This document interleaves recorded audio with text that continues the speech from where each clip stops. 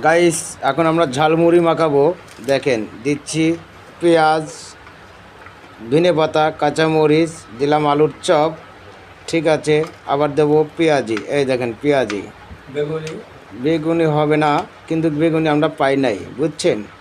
এখন দিচ্ছে আলুর পেঁয়াজি ভেঙে দিচ্ছে, পেঁয়াজ চপ। আচ্ছা আচ্ছা, হ্যাঁ দেন।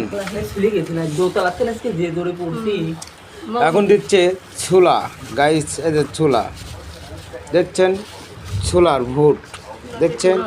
হ্যাঁ, হালকা একটু লবণ দেন, লবণ দিবেন পরিমাণ হিসাবে, তাহলে জিনিসটা আপনি ধরেন, আমি দিচ্ছি।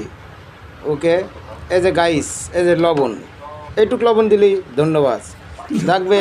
আবার সর্ষের তেল, অরিজিনাল সর্ষের তেল, দেখেন এই যে অরিজিনাল সর্ষের তেল। এই যে একটু তেল বেশি দিবেন, জিনিসটা স্বাদ লাগবে। দেখেন গাইস কত সুন্দর হবে, দেখছেন।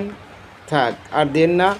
এই যে দেখেন গাইস, সর্ষের তেল দিলাম, দিয়ে জিনিসটা মাখালাম, ঠিক আছে। দেখেন কত সুন্দর হচ্ছে, দেখার মতন। ও সেই গিরান, সেই, ঠিক আছে। দেখেন গাইস, হ্যাঁ দেন, মুড়ি দেন, মুড়ি দিবেন, ভালো লাগবে। ও সেই, আর মুড়ি দেন না, বেশি হয়ে গেছে। মুড়ির পরিমাণ একটু কম দিবেন, দেখবেন জিনিসটা দেখতে ভালো দেখা যাবে, ঠিক আছে। খাতেও সেই স্বাদ হবে, দেখেন মাশাআল্লাহ, ঠিক আছে। দেখেন এই যে মুড়িটা মাহানে শেষ করি নেই, ঠিক আছে। দেখছেন সেই স্বাদ হচ্ছে মুড়ি, মুড়ি একখান হবে। একবার খালি গাইস আর একবার খেতে চাবেন, এই সেই ঝালমুড়ি। এটা কিন্তু আমরা বাসা বানা খাতেছি।